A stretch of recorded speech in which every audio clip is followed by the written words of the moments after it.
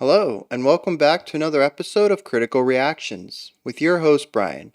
We're going to finish up today with a special selection, which is where one of you tell me exactly what it is I need to check out. If you have your own song that you'd like to submit for special selections, you can find a link to do so in the description below. Today's request comes from Ricardo. Hey Bryan, I'd love for you to check out Anna von Hausswolff today. Anna is a Swedish musician, composer, pipe organist, and songwriter. She self-calls her music funeral pop and is on this special live performance supported by her sister, Maria.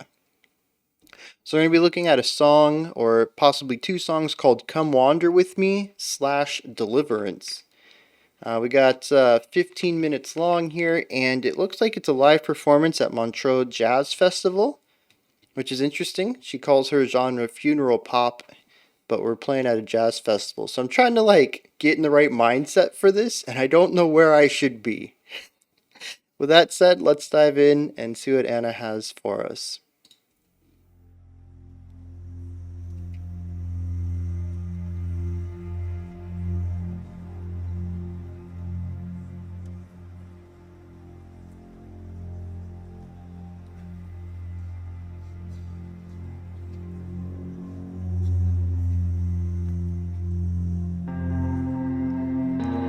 First of all, we're bowing an electric bass. That's cool.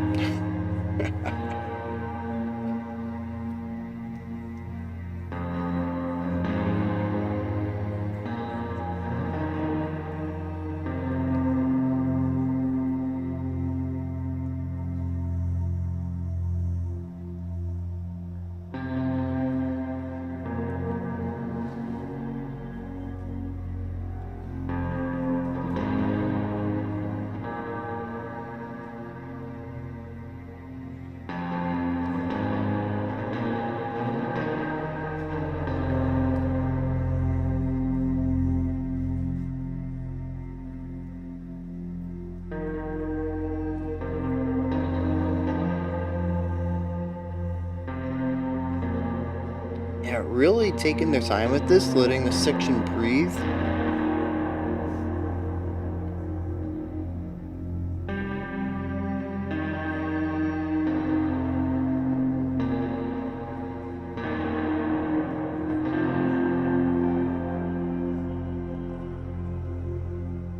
Come here, come wander with me, love. Come wander with me.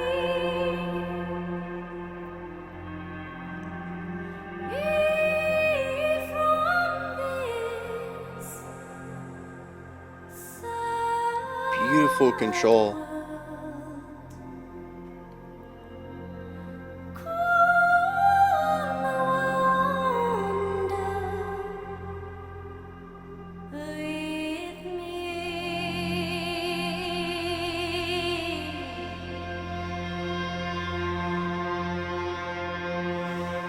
He said, come wander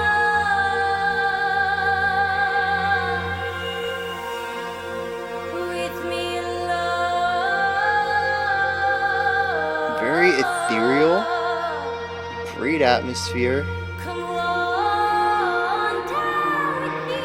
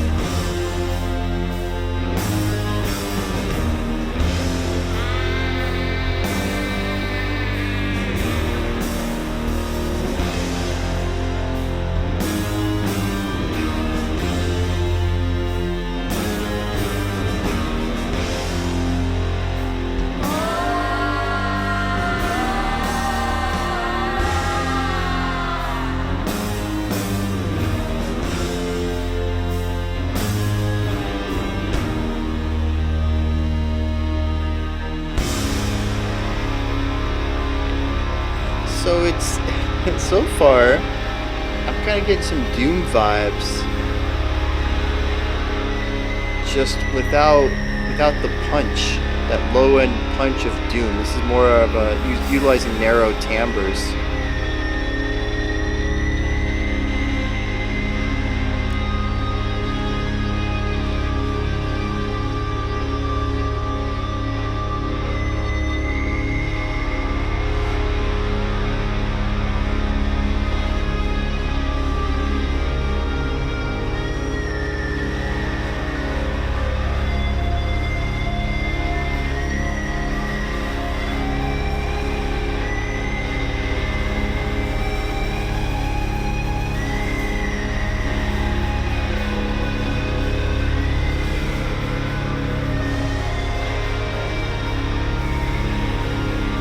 Oh, I forgot to look during that heavy section if the bassist was still bowing his guitar or not.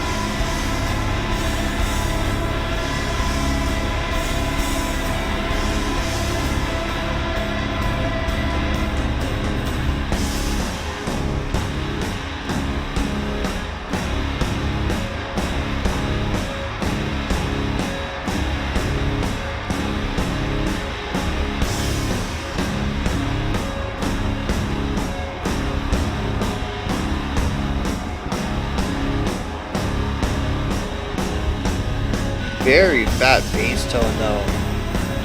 I'm gonna wager he's not bowing anymore, but he won't face the camera.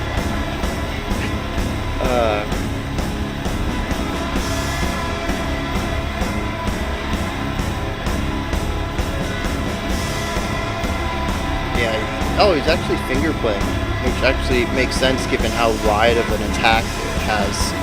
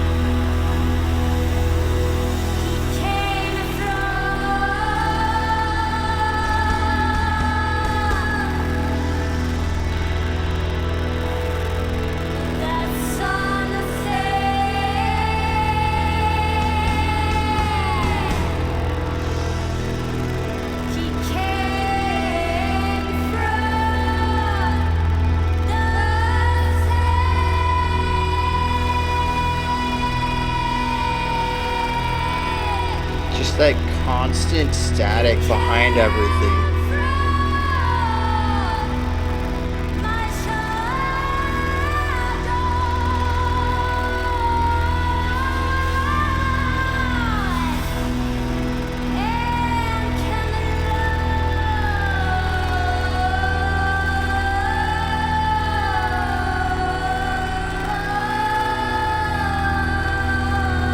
I love the use of free time right here.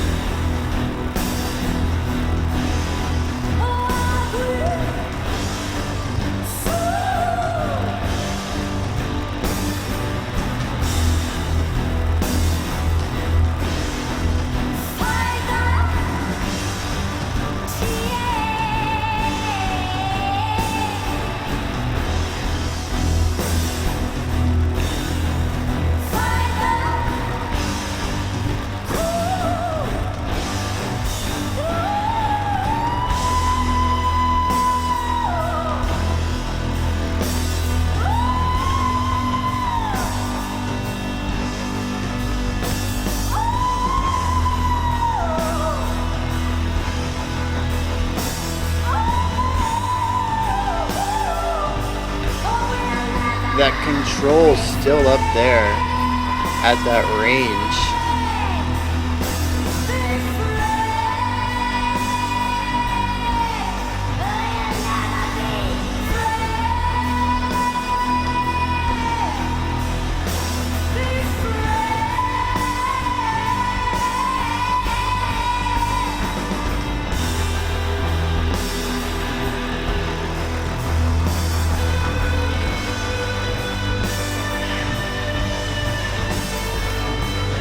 Her sister just disappearing into the smoke after that, that just made me laugh.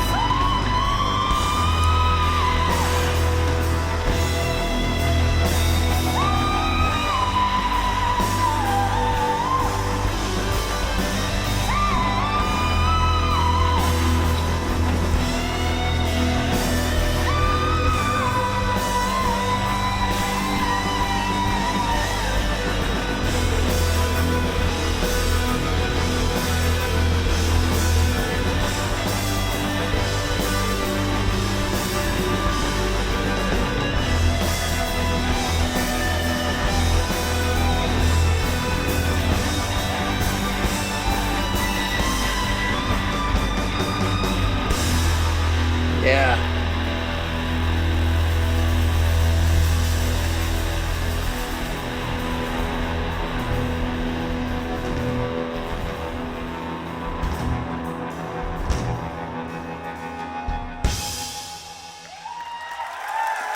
Thank you so much. Wow.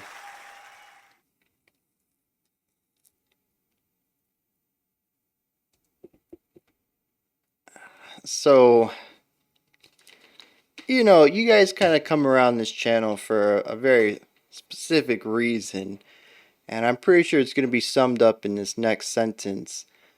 I've got a lot to say about this. I do want to start off though, before we dive into any of the musical stuff. I think it's really sweet of her sister to support her in this, because I'm going to be talking about the way the vocals are used, especially the duet sections, because I think that it's a very interesting thing that's going on there. that I don't think a lot of people would have access to do the way that they do it. Like I said, I think it's really nice that she comes along and at least did this show with her, but I couldn't help but laugh internally. I tried not to do it too much externally.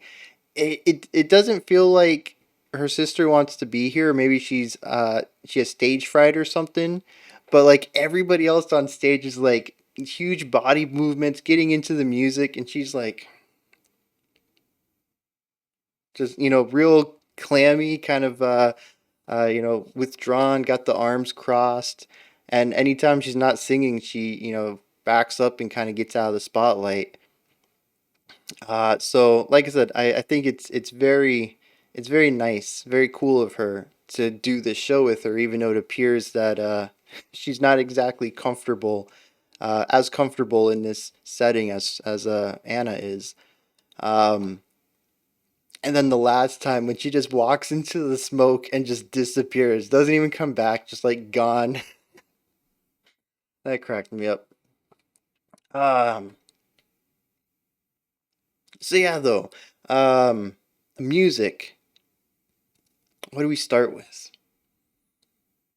All right, I just want to put this blanket statement out first, though, before we get into anything. This is the most metal thing I have ever heard that is described as pop music and is played at a jazz fest, and somehow those two things were never going to set me up to be in the right mindset to come into this track. Like, I feel like I was deceived twice over here. Yeah, we play funeral pop and we're at a jazz festival. And then just play like the most metal thing I've heard. Just, oh man.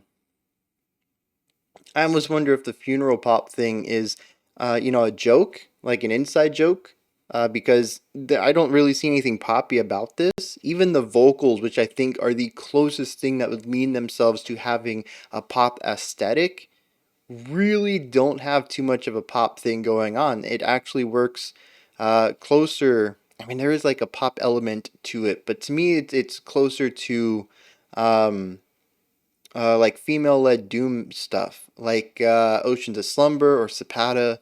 That's exactly where I would put this vocal style.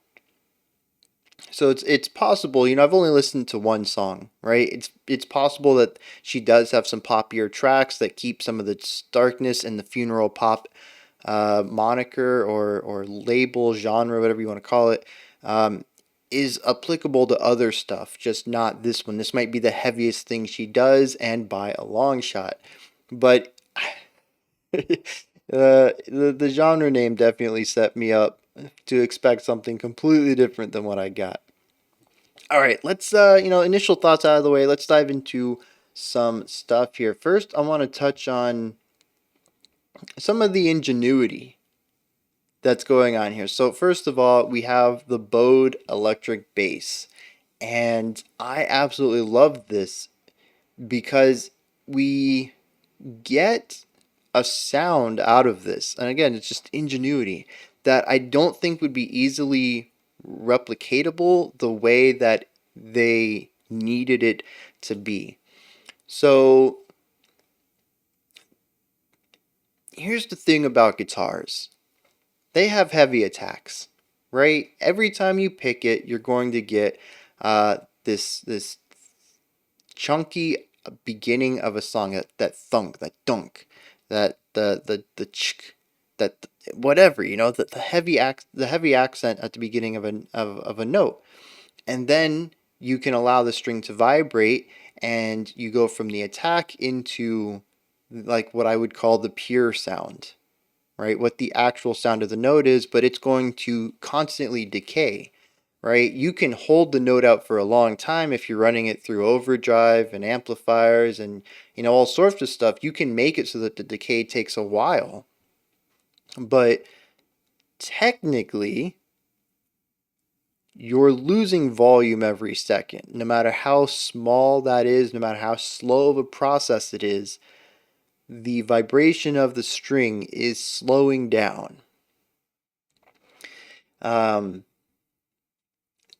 the only way to keep it up is to strike it again, so you get another thick attack. And we can kind of alleviate some of this, like with the bassist finger picking technique, or even finger picking on a guitar as well, where instead of using a pick or a fingernail to make the string vibrate, you just kind of graze it with your finger, and it provides more of a legato attack. It's a softer attack, but it's still an attack. We don't really have a method of I can't really think of a method outside of bowing that would give us a constant attackless um, tone, a way to continuously vibrate the string without having to, physically move it again. 'Cause, that's what it is with picking is you displace it a little bit, and when it snaps back, it gets that vibration. Um, So they can achieve this idea of an attackless, constant sound. Well, there's another instrument that does this very well, and that's the synthesizer or anything electric. You just push the button on your keyboard and you get the tone, right? You can even, since it's digital, customize the attack on it. And I do believe that they had some digital keyboard or synthesizers up there. Um, so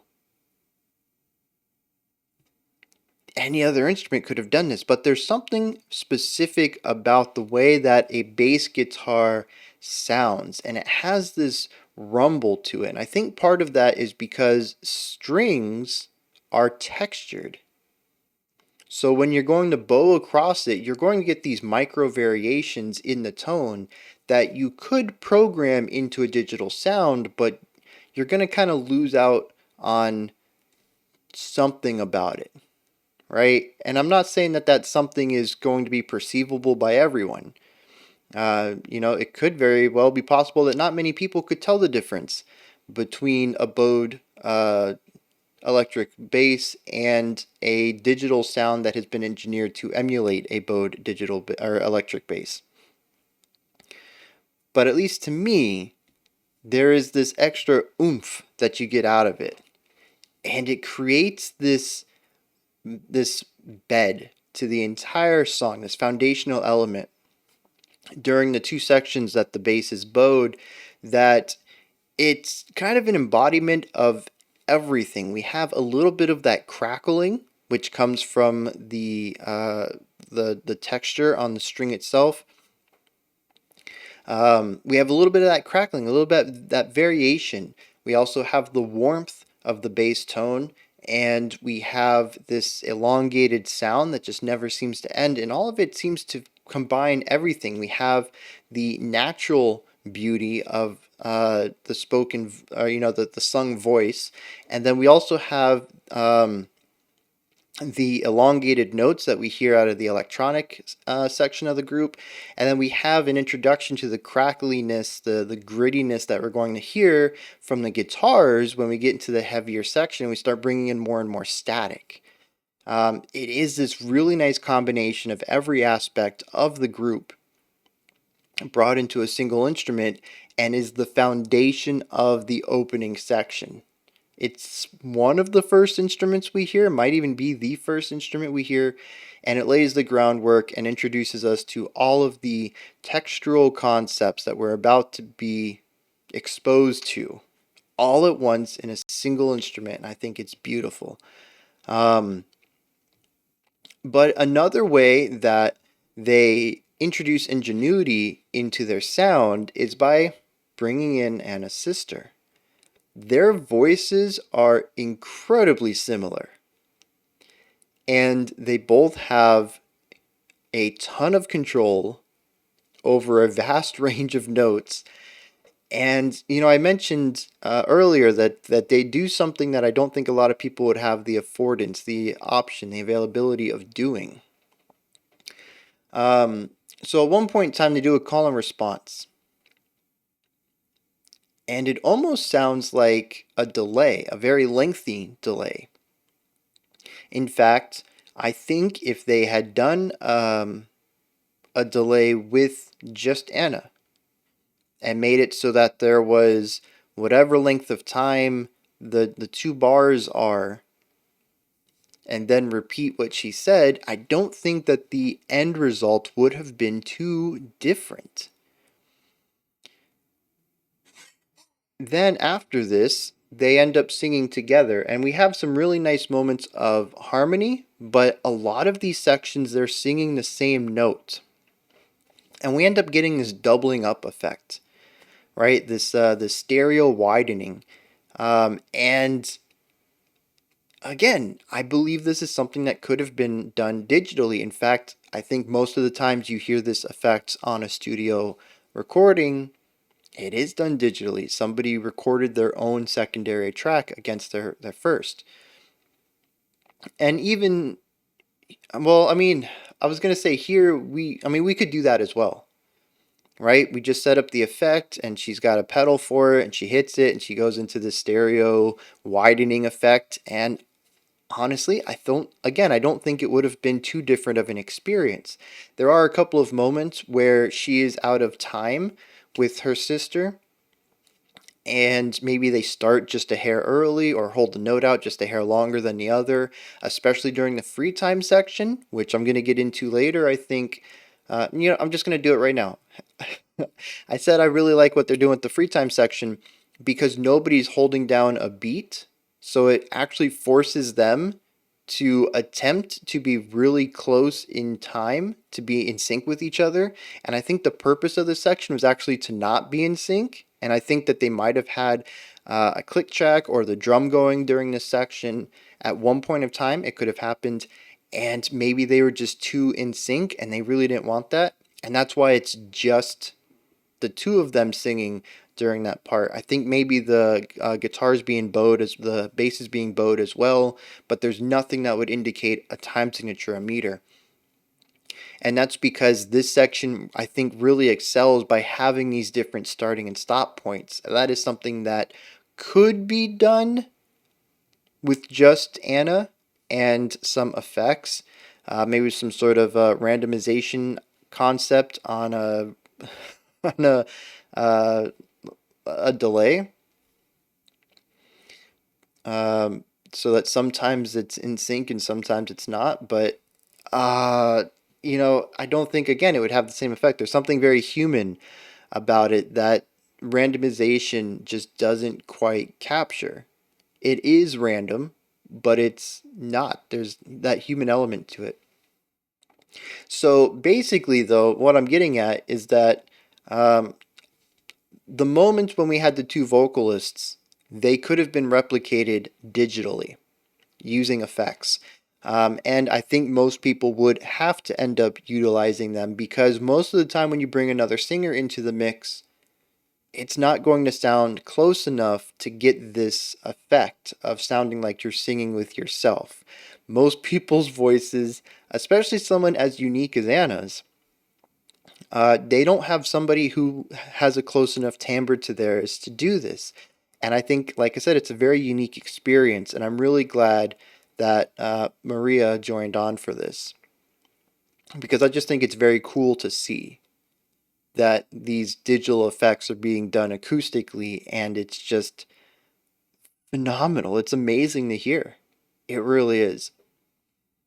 So with that said, I want to dive into the music. Now, this song basically exists. Well, I mean, we have Come Wander With Me, which I believe is the opening bit, which she sings. Um, and then after that, I believe we move into Deliverance, which is the first slow burn into the heavy section. And then we bring it back down for a moment. This is part 2 of Deliverance, and then we go for the outro guitar solo as part 3 of Deliverance. So we have 4 sections here, kind of like an intro, and then 3 parts of the second song. And it rides this pretty standard roller coaster. We have our valleys and peaks. We go up, rising tension, we come back down. We go up, rising tension, we finish the song out. But it really is what's happening in between, I think, that makes this stand out. And it's not so much what's on the surface, because like I can go into the production aspects here and talk about how the different instruments are all contributing to a single sound. They're going for a wall of sound kind of concept, very post metal, lots of fuzz, lots of distortion, bringing everything into this centered sonic conglomeration and then projecting that at the listener. And, I don't think that's inaccurate. It is, to me, a very post metal song. But at the same time, a lot of what stands out to me are the nuances. And I don't know if that's because this is not really post metal, it just utilizes the foundational aspects of it, but with a different twist, or if that means that I'm getting better at listening to post metal. I'm not sure why I can hear these nuances here, but I do. It's the little things. The drumming, for example, I think is extremely. I think it's probably the most important part for the slow build. So something interesting here is that I think the drums are completely improvised during the first slow burn. They are chaotic, they are all over the place, but there is a rhythm to it. And it's really interesting to kind of hear that dichotomy there, that it's controlled randomness, right? It almost feels like he's just hitting whatever he wants, but he's always kind of returning back to the snare at specific moments to indicate a pulse. But none of the other hits seem to have any sort of pattern to them, so I'm getting chaotic elements out of that, but I'm finding order within the chaos. And this recurring snare hit sets up a bit of a metronome. It's not a quick metronome. It's not like every other beat or every four beats. It is something you kind of have to feel on a more macro level, but it does set up the heartbeat for this section. And of course, after like 32 bars or whatever, he gravitates more and more towards the snare until he's really hammering home a meter. And that's where everybody starts to get in on it, and it enters what I felt was more of a march kind of idea going on. And we went from the chaotic element, where everybody was seemingly playing random stuff, to sort of this heavy quarter note or eighth note pulse that's really driving the song. And of course, once we hit that point, we begin to see a gradual accelerando for the next few minutes, where the song gets faster and faster and faster. And it really feels like somehow we've gotten onto a train that is just barreling down the railway, and doesn't seem to be stopping for anything. And it's in this manner that I think it's unusual for a rock song or a metal song or a pop song. In fact, this kind of, I mean, so what I'm getting at is this section is drum led. The drummer dictates everything that's going on here. In fact, the drummer dictates a lot of what's going on. Anna has the lead spotlight, I would say, other than the end when the guitar solo kicks in, which she does end up doing some little ideas against the guitar. So it's not like she's relinquished the spotlight entirely. But aside from the guitar solo, I don't feel like the spotlight ever really leaves Anna. Let me rephrase that. I don't think the spotlight highlights anyone other than Anna. It's not always on her. During the slow burn, I believe it's not on anybody. That's more of the band idea. But that's kind of where the song sits, where you're either looking at the band and getting this wall of sound, or you're getting, you're focusing on Anna's vocals. The guitar solo is the only time that I think another instrument gets the spotlight. But despite that, despite the drums never really being highlighted, they run the band, they direct the band. The entire group listens to and follows what the drummer is doing. Their job is so important here. not just in creating the chaos or, you know, adding embellishments through their timbre, but really directing the speed and tempo and heartbeat of the song. And I think that's phenomenal. That's kind of a jazz idea right there. You know, in a lot of jazz music, the spotlight is usually on the singer or whatever your lead instrument's going to be. If it's like a big band, you're probably listening to some of the horns. You know, if it's more of a piano trio, you're listening to the piano. But regardless of all of that, the drummer is usually the leader. They're the conductor. Um, and it's something that's always, I'm going to divert a little bit here. It's something I always thought was really cool back in you know, school, you know, and we used to, you know, I used to participate in you know, classical bands, orchestra, jazz bands. You know, it's really different setting when you're in a large group and you have a conductor at the front and you're playing your classical music, and you're really used to having the conductor conduct everybody. That's their job, to make sure everybody stays together. And then you go to big band class and your conductor might start the song and just walk off. And it's really up to the drummer at that point to keep everybody together. It's this unspoken job in jazz for the rhythm section as a whole, but really more specifically the drummer, to keep everybody in time. And it's really interesting to see that here, just happens to be at a jazz fest, but in something that feels very post metal, having the drums not be the spotlight, but be the heartbeat. And that's very cool.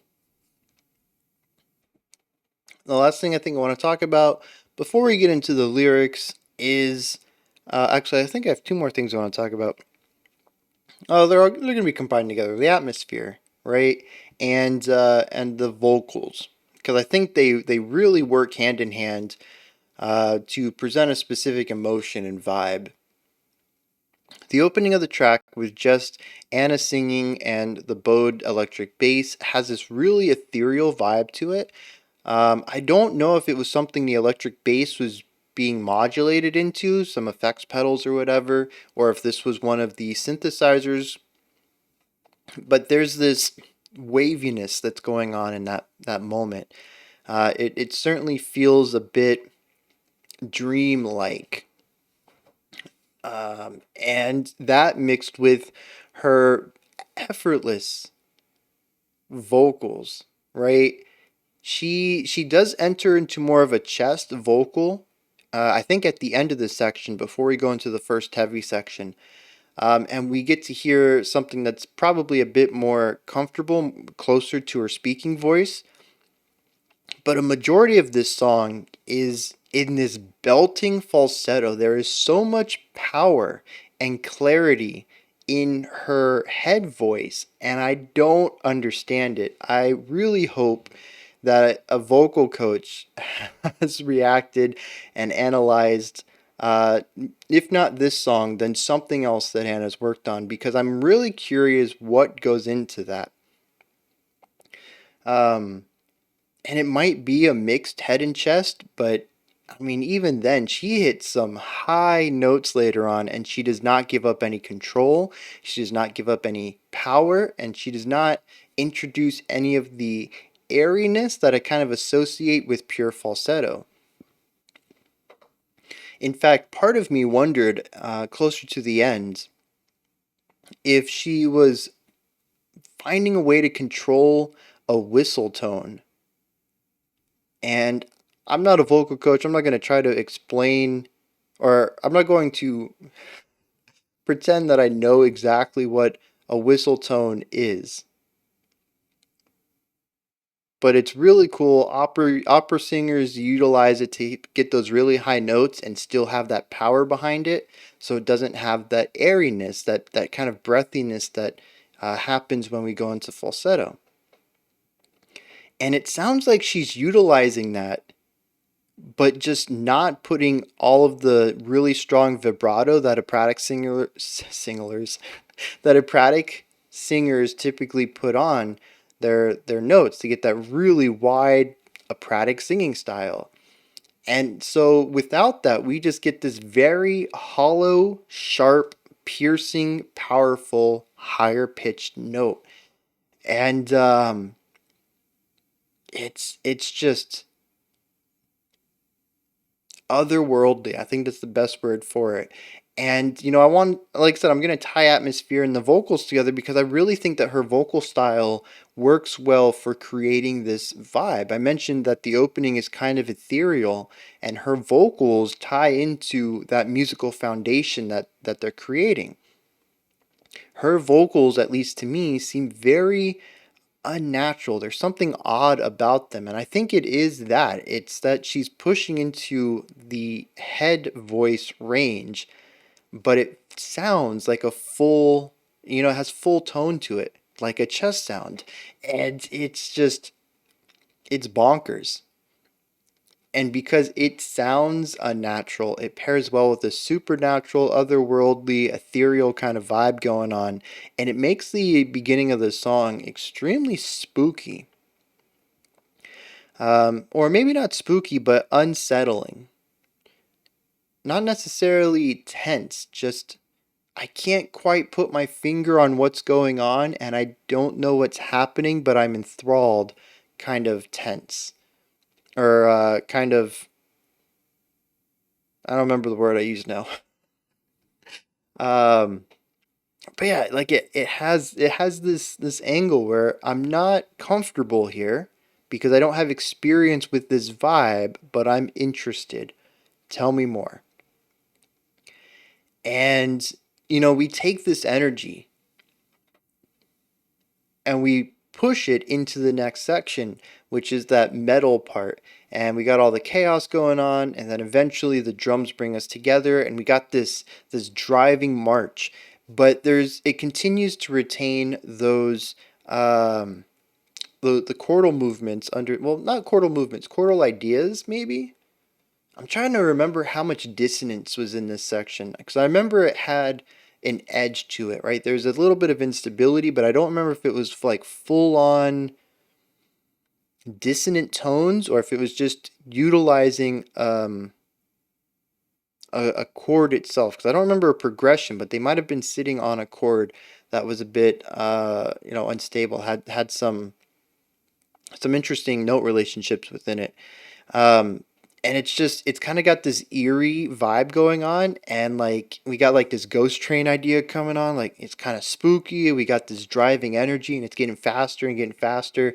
And the drummer shifted to the snare primarily, so we got the crack of the snare, plus the rattling of the beads under the snare, plus all of the static and distortion in the rest of the instruments, and it gives this section this really massive post-metal style fuzz. And the fuzz kind of sits in the middle of the whole song. There's heavy notes underneath it, there's brighter notes above it. When Anna brings in some of her higher pitched, at some points I can only describe as wailing.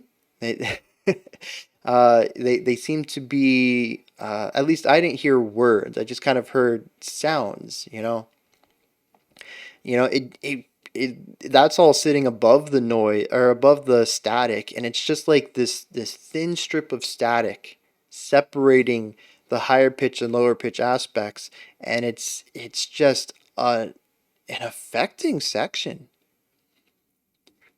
And I wish I could describe more specifically what's happening because I think it's fascinating.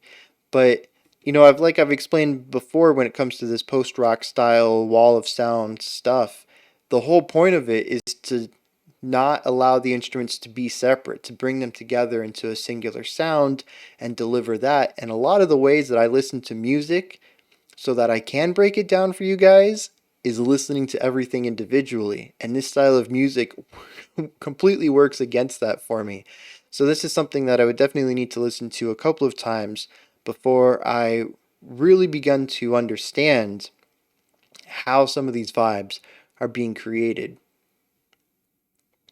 And the last thing is the guitar solo. I really love that bit because we really haven't had a lot of strong melodic lead ideas. we had her vocals at the beginning of the song, but they weren't supported by anything. It was more foundational ideas. It was just really the electric bass being bowed. So it was this tone underneath.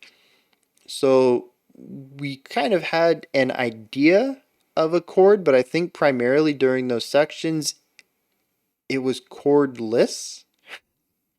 That's funny. It was chordless. In that I don't feel like she was ever selecting notes based on a key. It never really felt like we were in a key in these sections. Um, and so we have the note that she's singing and the note that the bass is playing. So at best, we have a dyad with an unmoving root note, and that's not a that's not a lot of information to build chordal ideas out of. Then we bring in the heavy, chaotic section, and a lot of this seemed to be all over the place as well. A lot of it almost seemed chromatic at times, keyless, chordless. So when we get to this final section, the second heavy part, and the guitar solo takes in, first of all, I'm pretty sure it was improvised. There were a couple of interesting oddities to it that felt very improv. They didn't feel like mistakes, but it was also just some odd choices of phrasing. It wasn't notes. I think there were a couple of notes that made me perk up, but I kind of took them just as some spicy notes being added in outside of the key.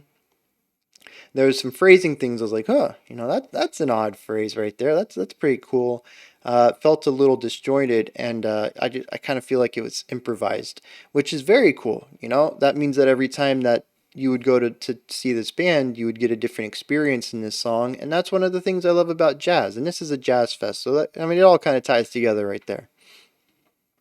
But we have a key of sorts. I do believe the guitar is kind of all over the place, so I don't know if there's a strong element of key, but there is a key in this section, and we have a melody over chords and ideas underneath it that are riff based. So this really feels like the strongest moment of a lead melody line in the song, and it is the part where I really started to connect with it more on a technical level than an emotional one. I think it's the first time I really had that strong connection there on a technical level. Because we started to also hear some cool ideas where the guitarist was soloing and the vocalist would play off of those ideas with some call and response, and then later on some harmonization of ideas. And all of this going on while the rest of the band is laying down this heavy post-metal idea. So yeah, it's just really fascinating how they can interweave so many different ideas into this track and have it feel cohesive throughout. There's elements of pop, there's elements of doom, there's elements of post, there's some electronic concepts, and it all just kind of comes. Oh, and avant-garde. There's a lot of avant-garde concepts in here, and it all comes together into something that feels very natural from start to finish. I don't think any part of this I was thinking, that kind of fits in a different song, not this one. Diving into these lyrics though, I don't know what to think here.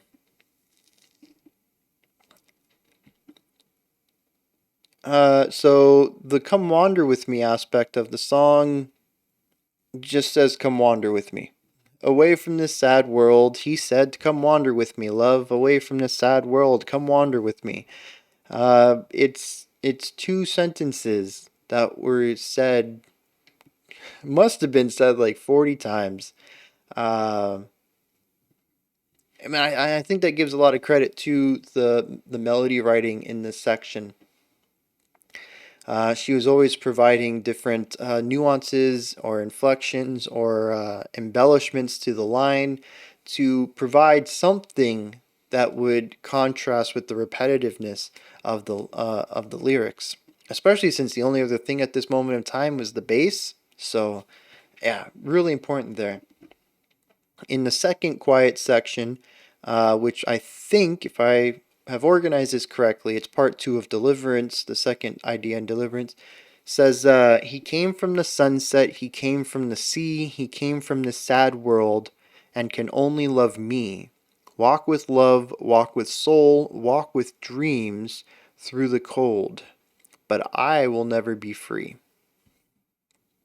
And honestly, I've got nothing here. There's definitely something haunting about these lyrics. Um, there's the repeated idea of the sad world. Um, and the idea that, of all this positivity, right? This person says, "Hey, come walk with me." Uses the pet name Love. Come wander with me, Love.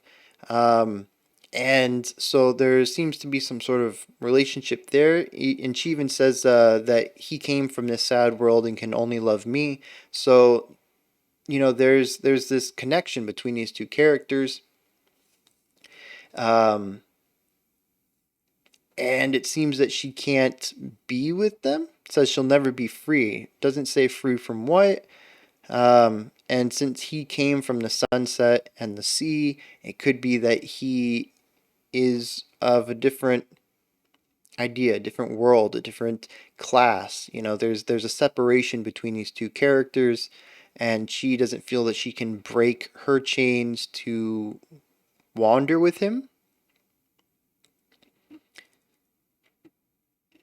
And that could be a lot of the pain and frustration that comes out of this song.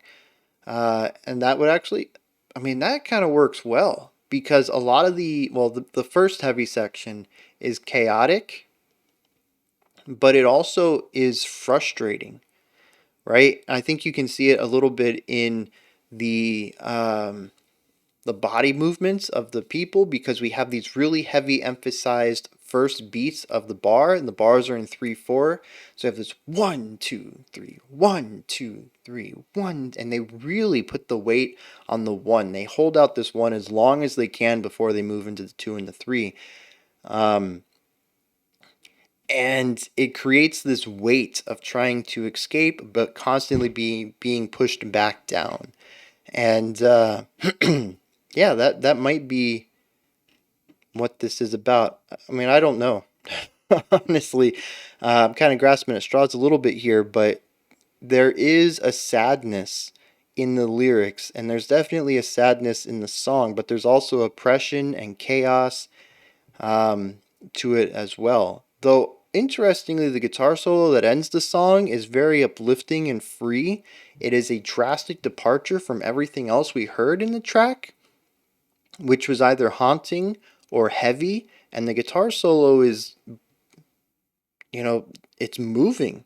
It's the last couple of bars are pure eighth notes, constantly rising. He's playing around. He's not constantly moving up, but he'll come up a couple of notes, come down one, come up a couple of notes, come down a couple, go up a couple. But the result is that it's rising in pitch. So there's this idea of being free, of being released. It's the first time in a song that we have a melody that is moving. It's not heavy, it's not static, it's gliding and rising. It's freeing, it's a release. But it also comes just moments after singing that she'll never be free. So I don't know how that works together. I'm interested in what her interpretation of this song is, what her intent was pairing these words with the emotions that she did in the music. So if you have any links to an interview, I am very curious about that. You can place those down in the comments. Also, if you have anything you'd like to add, or if I missed anything, or if I barely touched on something you wanted to expand on it, go ahead and let me know. Place that stuff in the comments section. Above that is a description box, and there's a link for Linktree. It'll take you to this menu right here. Has links for everything related to the channel. You can follow me on Twitter, join the Patreon, and pick up some perks, such as voting on future themes and songs, getting early access to the videos. You can also pick up some merch from this Linktree menu, and just a bunch of stuff. Go ahead and check it out. Above that, if you could, like, subscribe, and ring the bell. Greatly appreciate all three of those. That wraps it up for today. We'll be back tomorrow, the last day of the week. We'll look at our final collaboration track and a creator request, which is where a band gets in contact with me and asks me to check out their stuff. All right, until next time, remember to be critical but not cynical of the music you listen to, and have a fantastic morning, afternoon, or evening whenever you choose to watch my videos.